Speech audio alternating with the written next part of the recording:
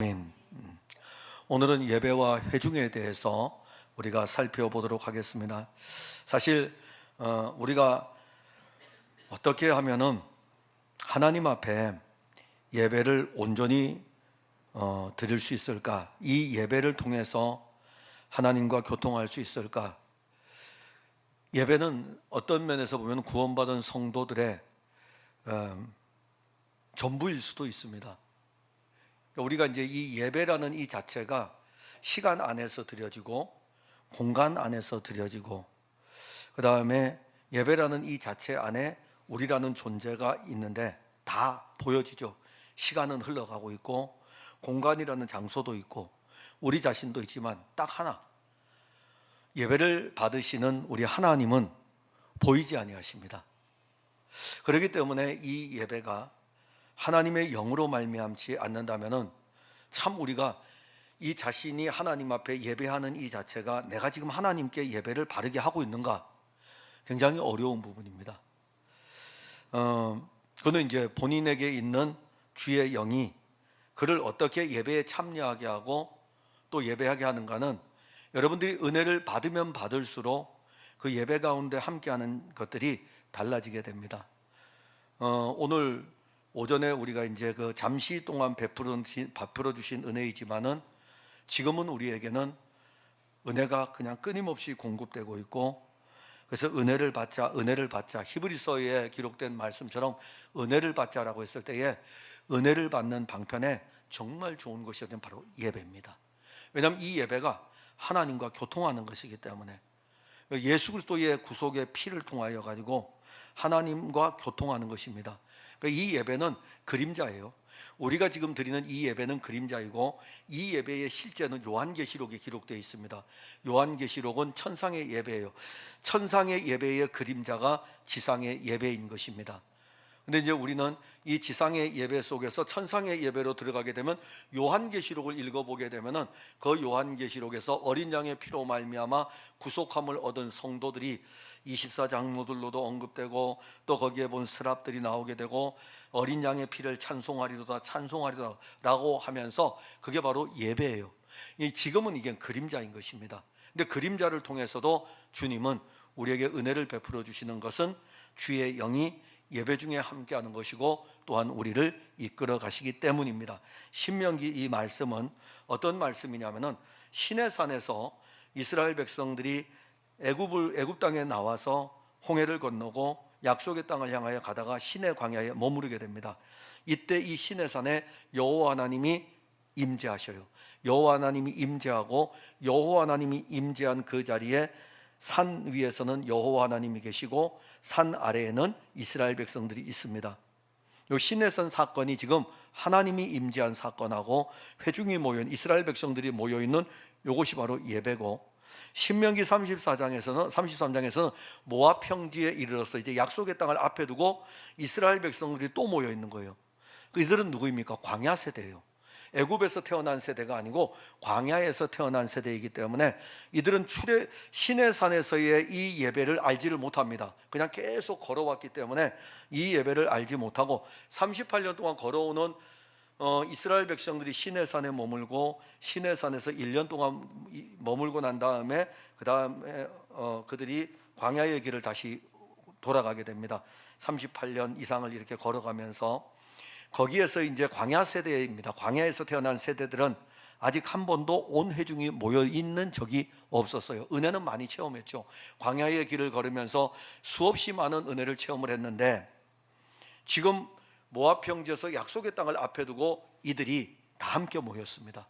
다 함께 모여가지고 주신 말씀이 바로 신명기 33장에 나오는 이 축복의 말씀이 나오는데, 여기에서 우리가 보게 되면 3절에 보면은 여호와께서 백성을 사랑하시고 성도가 그의 수중에 있으며, 그러니까 지금 이 모압 평지에 있는 이 이스라엘 백성들은 하나님의 수중에 있는 것입니다. 그러니까 우리는 지금 하나님의 손 안에 있는 거예요. 하나님의 손 안에서 이 예배를 드리는데 수중에 있으며 주의 발 아래에 앉아서 주의 말씀을 받는도다. 그러니까 여호와 하나님이 모압 평지에 지금 강림하셔 가지고 그 말씀을 이스라엘 백성들이 그 말씀을 받게 됩니다. 그리고 이것을 야곱의 총회의 기업이다. 즉 이스라엘 공동체를 이야기합니다. 야곱의 총회의 기업이다. 그러면 그거는 시내산에 다시 한번 시내산에서 출애굽 세대가 모였던 그 모임이 광야 세대가 이제는 모압 평지에서 이렇게 모여 있기 때문에 약 40년의 시간이 지난 뒤에 여호와 하나님 왜 이 예배를 지금 예배를 통해서 서로 교통하는 것일까요? 언약에 대해서 이야기하는 거예요. 앞에 우리는 예배와 언약에 대해서 이미 배웠습니다. 잊어버리셨죠? 괜찮아도 잊어버리셔야 돼요. 그래야 제가 또 앞으로 5년 뒤에 한 번 더 해도 되니까는 여러분들이 잊어버리셔도 괜찮습니다. 우리가 애우려고 하지 마세요. 영적인 이것은 영이라는 이 자체는 흘러가는 흐름입니다. 여러분들 오늘이 이 말씀을 들으면서 이 말씀이 여러분들 안에서 흘러가면서 생명의 영은 우리 안에 또 남겨지면서 우리의 영을 새롭게 하고 또 새롭게 합니다. 아니 이 말씀을 이렇게 가르친 대로 다 따라가면 얼마나 우리가 좋겠습니까? 근데 참 그게 그렇게 되지를 않아요. 그냥 말씀이 선포되면 이 선포된 말씀이 어느 사람에게는 아멘으로 흘러가서 그 안에 생명의 물이 막 이렇게 지나갔잖아요. 근데 어느 사람에게는 이 물이 그냥 슉 하고서 지나가는 경우도 있습니다. 지금 이 시내산의 이 사건을 우리가 보면서 언약에 대해서 예배와 언약에 대해서 배웠던 말씀들은 여러분들이 잊어버리셔도 괜찮아요. 이제는 우리는 예배와 회중에 대한 부분으로 와 있습니다. 여호와 하나님이 서셨고 시내산에도 서셨지만은 모압 평지에도 서셨고 그 앞에 모여 있는 것은 이스라엘 야곱의 총회입니다. 그러니까 거룩한 무리들 하나님의 백성들하고 하나님과의 관계하는 이것이 바로 회중입니다. 회중과 하나님이 함께하는 그 자리가 예배의 자리인 것입니다. 오늘 이 예배의 자리가 왜 중요하냐면은 우리는 보이지 아니하는 하나님과 그 다음에 구원받은 예수의 피로 구원받은 성도들이 함께 모여 있는 이 자리이기 때문에 이 자리가 가장 아름다운 자리인 것입니다. 여러분들 많은 모임이 있죠. 많은 모임에 참석할 수 다 그렇지만은 예배하고는 또 다릅니다. 예배하고는 달라요. 그래서 이제 우리가 보통 보면은 주일날에 이렇게 예배를 드리는 시간적인 개념, 그게 이제 예배와 시간의 부분에 대해서 제가 아마 4주쯤 지나고 나면 5주째쯤 앞으로 5주 한 달쯤 지나고 나면 예배와 시간에 대한 부분에 대해서 다시 여러분들하고 함께 나누도록 하겠습니다. 그러니까 우리가 오늘 특별히 선생님들 교회학교 선생님들에게 조그만 선물을 우리가 했지만은 주일학교라는 개념, 우리는 이제 지금 우리 속에 있는 주일학교의 개념은 어떤 개념이냐 하면은 어린아이들을 가르치는 학교다 이렇게 이제 생각을 하죠. 주일학교의 개념을 우리는 그렇게 받고 있습니다. 근데 이 주일학교의 시작을 보게 되면은 처음에는 주일학교라는 자체가 없었어요. 왜냐하면 산업혁명이 일어나기 전까지만 하더라도 교회라는 이 자체는 농경문화와 관계가 있습니다. 그래서 그 지역에서 그 문화 속에 살기 때문에 그 관계가 있는데 산업혁명이 일어나면서 농촌에 있는 사람들이 도시로 올라오고 그러합니다. 그러다 보니까 이제 주일학교가 어떻게 되냐면은 성경을 공부하는 학교예요. 어른들도 주일학교고 아이들도 주일학교고, 원래 주일학교는 그랬어요. 예배를 하고 난 다음에 이 예배가 끝나게 되면은 성경을 이렇게 공부하는 것입니다. 성경을 공부해 가지고 하나님의 말씀을 더 깊이 알도록 하기 위해 가지고 그게 이제 산업혁명 이후에 생겼는데, 근데 이제 와서 어떻게 발전을 하냐면은 아이들도 많이 몰려오다 보니까는 아이들하고 어른들하고 따로 예배를 드리는 걸로 이렇게 나누어져 버렸어요. 나누어지니까는 주일학교 하게 되면은 어린아이들이 드리는 예배의 시간이고, 그럼 어른들은 어른들의 예배고, 주일학교를 그런 개념으로 우리가 보고 있습니다. 근데 이제 초기 기독교 공동체를 보게 되면은 어린아이들이 예배에, 이 예배에 그냥 어린아이들이 참석하는 거예요. 그러니까 우리는 사실 교회가 오늘날 회복해야 될 게 뭐냐면은 어린아이들이 예배에 참석을 해야 됩니다. 그리고 그 어린아이들을 부모가 데리고 예배를 같이 드려야 돼요. 가족이 함께 예배를 보아야 됩니다. 가족이 같은 자리에 앉아서 같이 예배를 보는 것인데, 초기 기독교 공동체는 아이들이 교회에 나오면 아이들이 예배 참석하고, 또 예배를 볼 때에는 예배 시에 아이들이 성경을 낭독하기도 했어요. 근데 그걸 위해서는 훈련하죠. 예배를 볼 때에 성경을 읽어야 되니까는 그 성경을 아이가 읽도록 합니다. 그래서 이 아이가 이 성경을 읽을 수 있도록 훈련을 시키기도 하고 기도하고 그러했습니다. 근데 지금은 우리 어린아이들이 교회의 예배에서 많이 밀려나고 있죠. 근데 종교개혁자들은 이 어린아이들을 예배에 적극적으로 참여를 시켜서 예배라는 이 자체가 모든 세대를 아우르는 예배입니다. 6월 첫째 주에 지금 우리 교회가 두 달에 한 번씩 통합 예배를 드리는 것 중에 하나는 그거 이제 한번 회복을 시켜보려고 그래요. 다 6월 첫째 주에는 제가 오늘 우리 부목사님한테 확인을 하니까는 점심 먹고 바로 딱 이렇게 여러분, 그래서 제가 확인을 해봤어요. 점심 먹고 바로 이들이 청년들하고 SFC 운동원들이 찬양대를 서기 위해서 연습하고 있더라고요. 확인을 했어요. 또 확인을 했어요. 찬양대 서는 거 맞습니까? 하면서 확인해서 첫째 주에 선대요. 그러면 헌금송은 준비가 됩니까? 그러니까 주일학교 아이들이 지금 특송을 준비하고 있다고 합니다. 그래서 이제 그날 되게 되면은 이제 6월 첫째 주가 되면은 여기 이 찬양대석에는 청년들하고 SFC 운동원들이 다 차지하게 될 것이고, 주일학교 아이들이 예배에 참석을 해가지고 헌금을 할 때에 헌금송을 주일학교 아이들이 부르게 될 것입니다. 그러니까 모든 세대가 이렇게 아우러지는 예배, 이게 교회의 고민이에요. 교회가 어떻게 하면은 모든 세대가 함께 참여하면서 예배할 수 있을까? 이건 오늘날 목회자들이 숙제입니다. 실천신학을 전공하는 사람들은 다양한 방법들을 연구를 할 수밖에 없어요. 왜냐하면 시대가 바뀌었기 때문에 본질은 변하지 않죠. 삼위일체 하나님에 대한 이 본질은 변하지 않는데, 삼위일체 하나님께서 예배의 실제이시고 예배를 받으시는 분이시기 때문에 본질은 변하지 않지만은 공동체로서 우리가 예배할 때에 어떻게 하면 한 몸의 교회로 어린아이 영아부부터 시작해서 어린아이부터 시작해서 노년에 이르기까지 한 몸의 교회로 예배할 수 있을까? 혹시 오늘 여러분들 찬양을 할 때에 제가 이렇게 찬송하면서 자주 이제 하다 보니까는 제가 찬송 부르는데 너무너무 익숙해졌어요. 처음에는요, 지금 계속 하던 찬송이거든요. 계속 하던 찬송인데 처음에는 따라가기가 너무너무 힘든 거예요. 따라가기 힘들었는데 이제는 편하게 이제 찬송을 할 수 있습니다. 근데 오늘 찬송 같은 경우에는 우리 때문에 고난당하신 예수님, 그리고 우리가 구원받은 그 은혜에 대한 찬송들이 계속 가사들이 연결이 돼가지고 이렇게 흘러가더라고요. 계속 이렇게 불렀어요. 근데 부르면서 과연 우리 어르신들은, 저보다 나이가 많으신 어르신들은 저 찬송을 얼마나 따라갈 수 있을까? 근데 계속 부르고 있기 때문에 저도 이제는 입에 이렇게 닿아 있습니다. 이게 참 어려운 숙제예요. 모든 세대를 아우를 수 있는. 그런데 이제 만약에 찬양을 인도하는 분들이 제가 좋아하는 복음성가인 낮에나 밤에나 눈물 머금고 그러면은 또 젊은 세대는 또 못 따라가거든요. 이게 숙제입니다. 찬송에도 모든 세대가 아우를 수 있는 거, 기도에도 모든 세대가 아우를 수 있는 거, 설교는요, 설교자도 당연히 모든 세대가 아우를 수 있는 설교를 해야 되겠죠.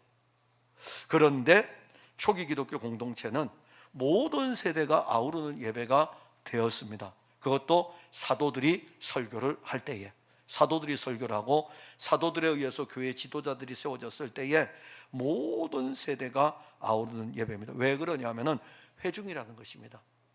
회중, 즉 하나님의 백성들이에요. 하나님의 백성들이기 때문에 회중으로서 예배를 보기 때문에, 드리기 때문에 그러합니다. 그러면 회중에 속해서 하는 예배는 뭐냐 하면은 회중 전체가 처음부터 끝까지 예배 전부를 함께 하는 것입니다. 회중 전체가. 그러니까 우리 지금 여기가 회중이거든요. 쉽게 이해하면 여러분들이 회중이에요. 예배의 처음부터 예배의 끝까지 함께 하는 것입니다. 여러분들은 여기 참여했을 뿐만이 아니라 이 예배에 함께 나아가는 것입니다. 그러니까 예배를 인도하는 인도자도 어디서 나왔습니까? 저도 원래 회중이었어요. 하나님 외에는 모두가 다 회중입니다. 하나님 외에는 모두가 회중이고 저는 회중에서 나와서 회중으로부터 나왔기 때문에 저도 회중에 속해 있어요. 그러니까 예배를 인도하지만은 실질적으로 저도 회중에 속해 있는 것입니다. 그러니까 그리스도인은 예배를 준비하고 그래서 이 한 예배를 보기 위해 가지고 다 함께 하나가 돼야 돼요. 지난번에 제가 한번 말씀드렸던 것처럼 못하는 게 있어요. 아내가 가끔 그거 왜 안 하냐고 이제 그러는데 다음 주부터라도 해야 될 것 같아요. 왜냐하면 제가 설교 원고가 금요일 날 다 끝나거든요. 그러면 이제 이 설교 원고를 제가 꼭 주일날 자꾸 올라가게 되고 기도도 주일날 올라가거든요. 그래서 예배를 우리가 함께 드리기 위해서 준비할 수 있도록 토요일날 올려야 되겠다라고 제가 말씀을 드렸는데 아직까지 실행을 못하고 있어요. 그런데 오늘 원고에 또 들어있어요. 그러니 이거는 오늘 해야 돼요. 이제는 실행을 할 거. 이번 주부터 한번 해보려고 그럽니다. 설교가 나오면 미리 교회에 올려놓으면 여러분들이 그리스도인들은 주일 주님의 날에 예배를 위해서 온 회중이 다 함께 오기 때문에 올 때에 그리스도인은 토요일부터 주일 전날부터 예배를 준비하고 예배를 준비하면서 이렇게 주일날 나오는 것이죠. 그럼 제가 기도문도 올려놓고 그 다음에 설교도 올려놓고 그러면 여러분들이 설교를 이렇게 한번 읽어보시고 오면 좋아요. 꼭 읽으셔야 됩니다. 설교를 한번 읽고 그리고 기도문도 한번 같이 읽으면서 참여를 하는 것이죠. 그것은 바로 가정에서 나 혼자 하는 것이 아니라 가정이 같이 하는 거예요. 가족의 식구들이 한 가정이 예배의 전체적인 우리가 보통 토요일 날 저녁 때가 되면은 제가 원고가 금요일 밤 아니면 토요일 아침에 우리 부목사님한테 넘기거든요. 그럼 부목사님은 그걸 가지고 예배 순서를 다 작성해서 주보를 만들게 됩니다. 그럼 그 주보를 만들자마자 바로 올려놓으면은 여러분들이 토요일 날 각 가정들마다 이 예배 순서를 하나하나 살펴보고 그 다음에 설교를 우리가 주니까는 설교 원문, 본문도 이렇게 여러분들이 읽어보시고 기도문도 읽어보시고 그게 이제 토요일 날 우리가 예배를 준비를 하는 것입니다. 그리고 난 다음에 토요일 날 그렇게 준비가 되고 난 다음에 이제 회중이잖아요. 회중이니까 이제 함께 교회로 나옵니다. 함께 교회에 나왔을 때에 함께 예배 드리는 성도들, 이제 회중이 함께 모였으니까는 같이 이미 설교문도 읽어봤고 기도문도 읽었고 그 다음에 거기 나오는 찬송도 집에서 같이 불러보고 이런 상황에서 주일에 함께 모여가지고 생명의 교통을 하는 것입니다. 그럼 이 교통의 의미가 뭐냐 하면은 한 몸의 교회를 이루어가는 것입니다. 그러니까 우리가 한 몸의 교회를 목사님, 교회를 자꾸 우리 목사님이 자꾸 이야기하는데 한 몸의 교회가 뭡니까? 한 몸의 교회가 뭡니까? 그게 바로 한 몸의 교회예요. 예배가 한 몸의 교회입니다. 지금 이렇게 예배하는 이 자체가 한 몸의 교회입니다. 풍성한 교회라고 하는 그리스도가 머리가 되는 한 몸의 교회인 것입니다. 초기 기독교 공동체는 보통 예배가 2부로 드려졌어요. 2부로. 1부는 말씀의 예배이고 2부는 성찬의 예배입니다. 근데 제가 한 4, 5년 전에 미국에 한번 갔다 왔잖아요. 근데 그때 갔을 적에 어디 예배를 참석을 하기로 돼 있냐면은 성공회 예배에 참석하기로 돼 있었어요. 저도 이제 너무너무 이게 제가 지금까지 아직 한 번도 성공회 예배를 참석을 안 해봤기 때문에 굉장히 괜찮겠다라고 해가지고 성공회 예배에 참석할 기대감을 가지고 있었다고요. 웬걸요? 토요일 날 딱 연락이 오기를 우리 같은 교단에 저는 전혀 모릅니다. 우리 고신측 교회에 그 파송된 선교사님 있는 교회로 와서 좀 설교 좀 해달라고 해서 그래서 주일날 그 교회에 설교를 하러 갔어요. 거기가 오클랜드인가 그쪽인데 그래서 이제 설교를 하러 가고 우리 일행들은 성공의 예배를 참석하고 이제 중간에서 이제 식사 때문에 이제 만나는 장소에서 만나는데 궁금하잖아요. 성공의 예배는 어떻게 드립니까? 뭐 설교 이런 걸 물어본 게 아니에요. 예배의 스타일이 어떤지 그게 궁금했던 거예요. 궁금했는데 이게 홀이 2개가 이렇게 있는데 말씀의 예배를 먼저 드렸대요. 지금처럼 이렇게 말씀의 예배를 드리고 이 말씀의 예배가 끝난 다음에 2부 예배가 있는데 성찬의 예배였대요. 근데 성찬의 예배는 여기서 거행되는 것이 아니라 또 다른 홀로 이동을 합니다. 그래서 또 다른 홀로 이동하는 방법이 모든 성도들이 함께 어깨에 손을 얹고 한 줄로 서가지고 2발을 가고 한 발을 뒤로 하고 2발을 가고 한 발을 뒤로 하면서 성찬의 예배가 드려지는 장소로 이동을 한다고 합니다. 그 새롭네요 라고 하면서 근데 아무리 그래도 한국 교회에서는 그런 방식을 취하기가 굉장히 어렵죠. 근데 성공의 예배는 그렇게 드린대요. 그게 어디서 근거가 됐냐면 바로 초기 기독교 공동체입니다. 초기 기독교 공동체는 바로 이와 같이 하나의 장소에서 말씀의 예배를 드리고, 그리고 또 하나의 별도의 홀에서는 성찬의 예배를 드려지는데, 요 말씀의 예배를 드리는 이 장소에는 모두가 다 들어와서 예배 드릴 수 있습니다. 그러니까 전도를 받은 사람도 여기서 예배 드릴 수 있고, 그리고 또 세례를 아직 받지 않은 사람도 같이 예배를 드릴 수 있습니다. 또 그리고 밖에 때문에 신앙을 버렸던 사람들이 돌이켜가지고 나오는 사람도 여기에서 예배를 드릴 수 있습니다. 그냥 이 말씀의 예배는 죄인들도 함께 와가지고 예배를 드리는 곳이 됩니다. 그런데 그 다음이 이제 문제죠. 그 다음에 보게 되면은 이 예배가 왜 이렇게 드려지게 되냐면은 실질적으로 말씀의 예배 안에는 초청하는 거예요. 회중을 초청하기 때문에 회중들이 그 안에서 예배를 드립니다. 그리고 이 예배는 세상을 위한 것이기 때문에 이 예배의 자리에는 세례를 받기 전에 세례 예비자들도 있고, 그리고 교회로부터 권징을 받은 사람들도 이 예배 자리에 참여를 합니다. 그러니까 이 예배는 어떤 면에서 보면은 복음 전도의 측면도 있고 하나님 나라를 향한 초청의 측면도 있는 것입니다. 그러나 다른 곳이 있죠. 바로 이 말씀의 예배 장소에서 다른 장소로 옮겨지는 이 성찬이 집행되는 성례의 예배는 다릅니다. 여기는 세례받은 사람들만 갈 수 있습니다. 그리고 교회에 권징을 받고 있는 사람은 그 예배에 참석할 수가 없습니다. 그러다 보니까 오해가, 초기 기독교 공동체는 오해가 생겨요. 왜냐하면 누구도 예를 들어 가지고 초신자가 여길 왔다가 야 니들 가서 한번 로마 제국에서 니들 가서 기독교 공동체가 예배를 드린다고 하는데 사람을 먹는지 살을 먹는다 그런다, 피를 마신다 그런다, 그러면 한번 가서 찾아보라고, 한번 가보라고. 근데 와도 거기 못 가요. 여기 예배는 참석할 수 있어도 성찬의 예배에는 세례받은 신자들 이상만 참석하기 때문에, 그리고 세례받은 신자들은 거기에서 떡을 떼고 잔을 나누면서 어떤 의미를 갖습니까? 한 몸의 공동체의 의미를 갖는 것입니다. 여기서 우리는 당시의 초기 기독교 공동체가 예배를 말씀의 예배와 성례의 예배로 분류한 것을 우리가 볼 때에 예배가 얼마나 소중한가, 세분화되어 있는가도 알 수가 있습니다. 그러면서 이 예배는 회중을 세워갑니다. 예배를 통하여 가지고 회중들이 세워집니다. 여러분들은 신앙생활하면서 어떻게 세워져 가겠습니까? 우리 믿음 생활 바르게 서서 이렇게 하고 싶죠. 내 신앙이 바르게 세워지고 싶죠. 근데 이게 어떻게 하면은 바르게 세워질 수 있을까요?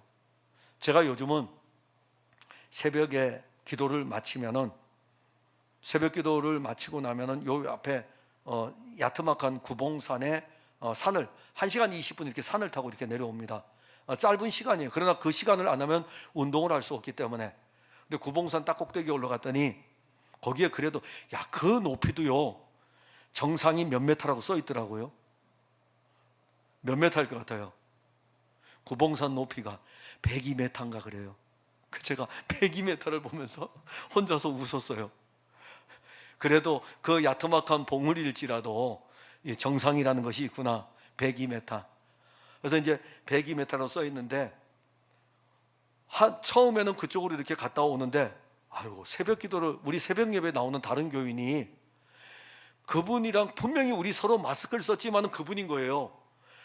그래서 안 되겠다 해서 그쪽으로 안 가고 동탄 쪽으로 방향을 틀어가지고 이제 그쪽으로 움직이고 있습니다. 근데 처음에는 힘들더라고요.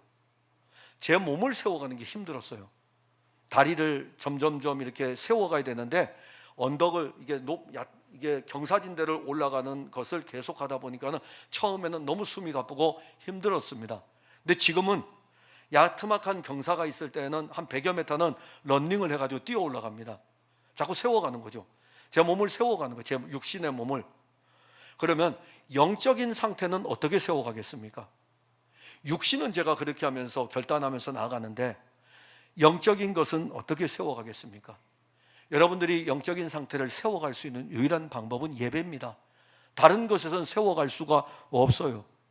왜냐하면 이 예배는 개인의 경건의 문제가 아닙니다. 개인의 경건은요, 혼자서 성경을 읽고 혼자서 기도 생활하는 것은 개인의 경건입니다. 그런데 개인의 경건은 개인의 경건으로 끝나는 것이 아니라 한 몸의 공동체 안에서 어우러져야 됩니다. 이 한 몸의 공동체 안에서 어우러져야 되기 때문에 예배라는 이 자체가 얼마나 대단한가를 우리는 알게 됩니다. 개인의 경건보다 더 중요한 것이 예배입니다. 그래서 예배는 회중이 함께하는 거예요. 또한 예배는 회중이 함께하기 때문에 교회의 전체적인 일이고, 이 온 회중이 예배하는 이것은 어떤 예배로도 대체될 수 없습니다. 개인의 경건의 생활들은 개인이 이렇게 조정할 수 있지만은 온 회중이 함께하는 이 예배는 세워가는 일들이기 때문에 나만 쓰는 게 아니에요. 옆에 있는 사람도 같이 세워가야 되기 때문에 어떤 것으로도 대체될 수 없습니다. 그래서 예배를 어떤 예배라 그러죠? 우리가 공예배다. 공예배라는 표현이 그런 것입니다. 개인의 경건은 사적인 어떤 경건 훈련이죠. 예배가 공예배임을 우리가 경험하지 못하는 것은 입으로는 공예배라 그래요. 입으로는 모든 사람들이 함께하는 예배라고 이야기하지만은 이 예배가 공예배, 한 몸의 교회로서의 하나님이 기뻐하시는 그리스도의 몸의 교회를 경험하지 못하는 이유 중에 하나가 성찬이 자주 시행되지 않기 때문이에요. 말씀의 예배는 되는데 성찬의 예배를 통하여 가지고 떡을 먹고 잔을 마시면서, 여러분들 성찬할 때 떡을 떼죠. 그 떡을 우리가 같이 먹죠. 그게 바로 한 몸이 되었다는 것입니다. 그리스도의 피 잔을 마시죠. 포도주를 마시는 의미가 아니에요. 성찬을 기념하는 의미가 아니라 이 성찬의 잔을 마시면서 그리스도의 피를 같이 지금 마시고 있는 것입니다. 이게 바로 이 예배가 말씀의 예배만이 아니라 성찬의 예배를 통하여 가지고 하나라는 것을 알게 되죠. 성찬은 말씀도 신자를 세우지만, 성도들을 세워가지만 성찬도 믿는 사람들을 세우는 강력한 힘입니다. 그러니까 성찬식을 우리가 회중을 세워갈 때에 성찬식은 우리가 그리스도와 하나다. 교회의 머리는 예수님입니다. 교회의 머리는 사람 아닙니다. 교회의 머리는 예수님이에요. 그러면 교회는 그의 몸입니다. 그러니까 머리와 몸은 분리될 수가 없습니다. 분리되지 않는 영적인 것을 경험하는 것이 뭐냐면 성찬입니다. 머리이신 그리스도를 먹고 마심으로 말미암아, 먹고 마시는 우리들은 머리이신 그리스도를 먹고 마심으로 그와 하나라는 것을 알게 됩니다. 자, 이게 바로 하나의 가족이라면 또 하나는요, 그럼 같이 먹고 마시기 때문에 이 자체가 그리스도의 생명으로 하나가 되는 영적인 가족이 되는 것입니다. 우리가 가족이라 할 때, 육신의 가족이라 할 때에 무엇을 보고 가족이라 그럽니까? 밥상에서 같이 먹잖아요. 그래서 식구라고 그러는 거 아닙니까? 식구. 한 식구다라고 했을 때는 같이 밥상에서 먹고 마시는 거예요. 똑같습니다. 생명의 가족도 그리스도를 같이 먹고 그리스도를 같이 마시기 때문에 생명의 가족인 것입니다. 그러면 이 생명의 가족 안에는 어떻게 세워가냐면은 과거의 교회와 미래의 교회가 함께 예배하게 되죠. 세대를 아우르는 예배이기 때문에 우리 이 안에는 다양한 연령층들이 있고 그 안에서 함께 예배하는 그런 공동체입니다. 또 더 나아가면 지금 여기서 예배드리지만 저 옆에서도 예배드리고 또 다른 곳에서도 예배를 보고 있습니다. 그럴 때에 우리가 여기서 이 시간에 예배드릴 때에 또 어느 시간은 낮 시간에 예배를 드리는 곳이 있을 수 있고 세계 곳곳에서 예배가 다 진행이 됩니다. 이것은 네트워크, 영적인 네트워크가 형성된 그리스도의 생명이 온 땅 가운데서 예배하는 것을 말씀합니다. 그러니까 예배는 그리스도 예수의 피로 구속함을 얻은 모든 성도들을 한 몸의 교회로 세워가기 위해 가지고 곳곳에서 다 이렇게 일어납니다. 이게 회중이에요. 그러니까 우리가 회중이라고 흔히 생각할 때에 우리 교회만 보면 안 됩니다. 우주적 교회를 봐야 됩니다. 그게 바로 카톨릭이에요. 천주교를 이야기하는 의미가 아닙니다. 카톨릭이에요. 카톨릭, 우주적 교회, 보편적인 교회, 하나의 교회. 하나의 교회라는 것은 같이 세워져 가는 교회인 것입니다. 그러면 예배는 회중을 세워갈 때에 하나님과 누구와의 교제입니까? 하나님과 하나님의 백성과의 교제이기 때문에 하나님은 우리만 바라보셔요. 여러분, 하나님은 우리만 바라보십니다. 하나님은 우리에게 집중되어 있어요. 지금도 하나님은 여러분들에게 집중되어 있어요. 그런데 우리는 누구를 바라봐야 됩니까? 하나님만 바라봐야 되죠. 교제의 의미입니다. 교통입니다.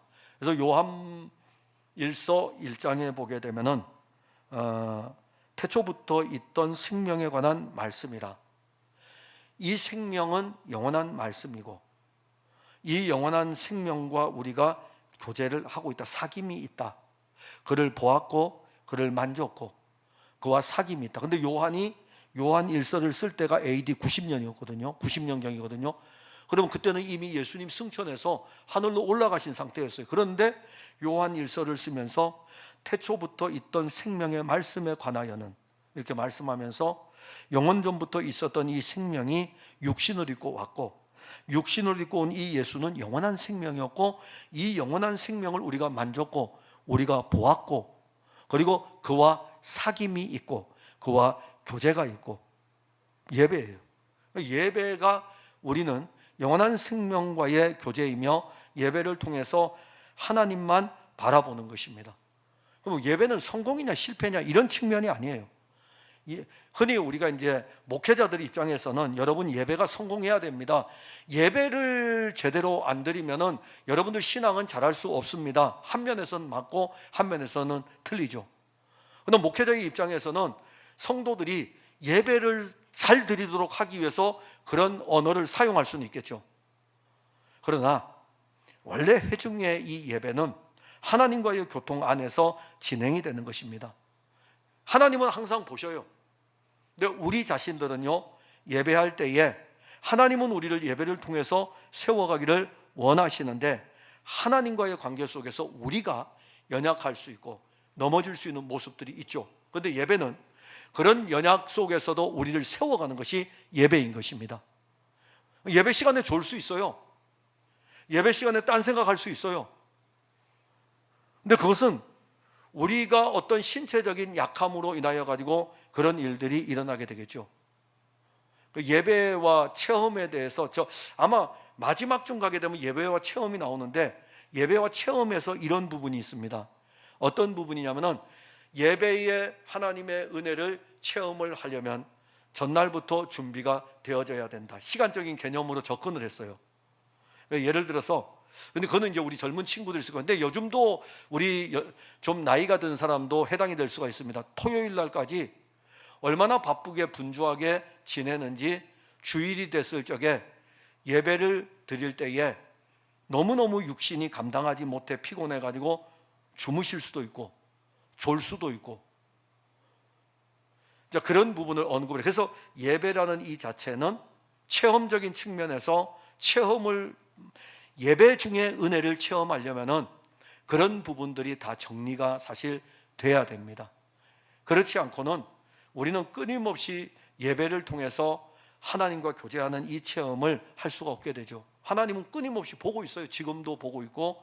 근데 우리가 이제 하나님 바라보는 이 영적인 경향성들이 육신 때문에 약하여 가지고 이 육신은 온전히 하나님만을 바라볼 수 없는 요소들이 끊임없이 우리를 미혹하여 넘어뜨립니다.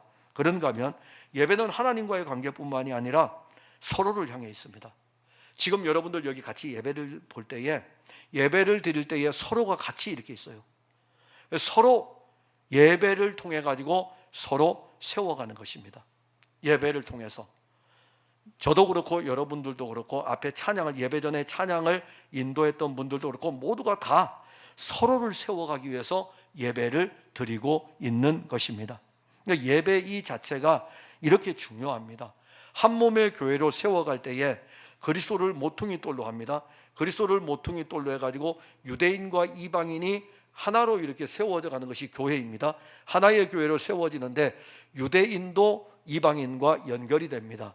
똑같이 오늘 우리들도 예수 그리스도를 믿음으로 말미암아 그리스도가 모퉁이 돌이 돼가지고 함께 이렇게 세워가는 것입니다. 그러니까 예배가 세워가는 예배인 것이죠. 그럼 예배를 우리가 드릴 때에 이 말씀을 통해서 은혜를 입게 되면 우리 안에서 점점점 세워져가는 일이 있게 됩니다. 고린도전서 여러분들 14장 12절 한번 성경을 펼쳐보시다. 마지막입니다. 고린도전서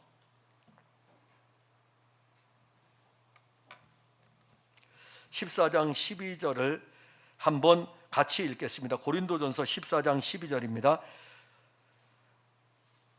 고린도전서 14장 12절 다 같이 읽겠습니다. 시작.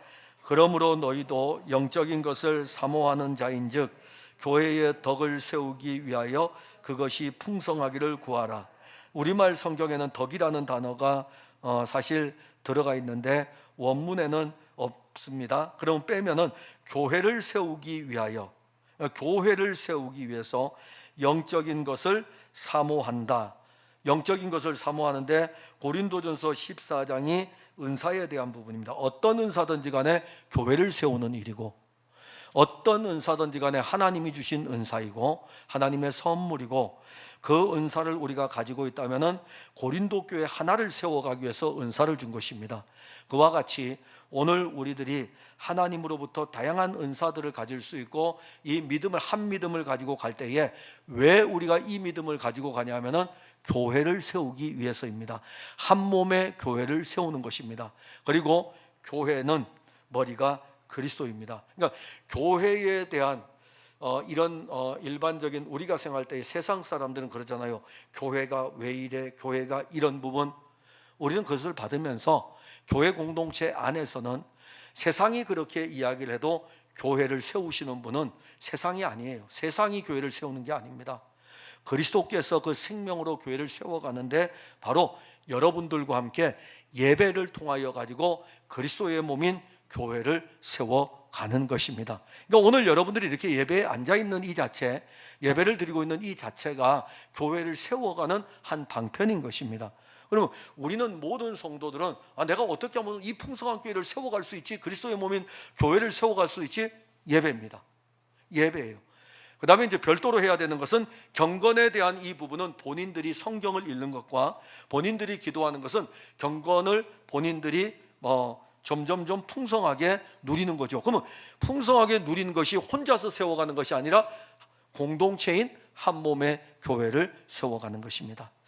그래서 우리 풍성한 교회가 한 사람 한 사람이 세워지는 교회, 그리고 낙심하고 절망한 자들이 위로를 얻고 힘을 얻는 교회, 넘어진 자를 일으켜 세워주는 교회, 그러면서 스스로 높아진 사람은 한 대씩 이렇게 얻어맞으면서 꺾어지는 교회.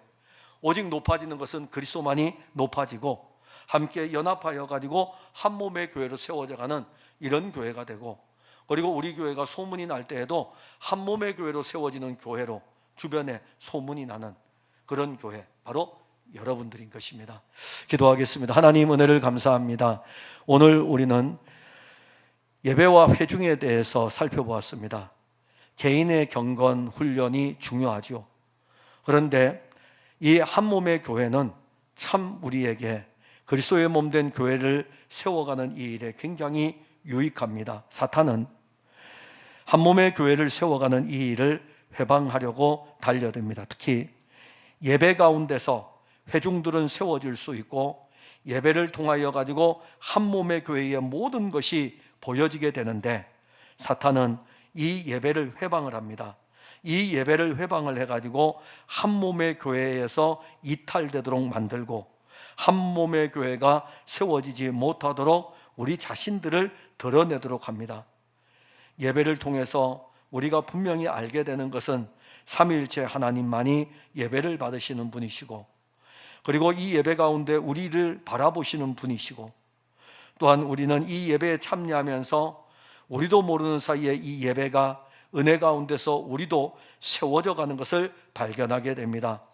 비록 우리의 모습으로 볼 때에는 왜 이렇게 안 세워지지 할지 모르지만은 하나님의 영은 이미 예배 가운데서 우리를 세워가고 계십니다. 지금도 세워가고 계시고, 앞으로도 풍성한 교회를 출입하는 모든 성도들은 함께 세워져 갈 뿐만이 아니라 우리 주일학교 어린 친구들에서부터 노년에 이르기까지 모두가 다 한 몸의 교회로 아름답게 서게 하여 주옵소서. 예수님 이름으로 기도하옵나이다. 아멘.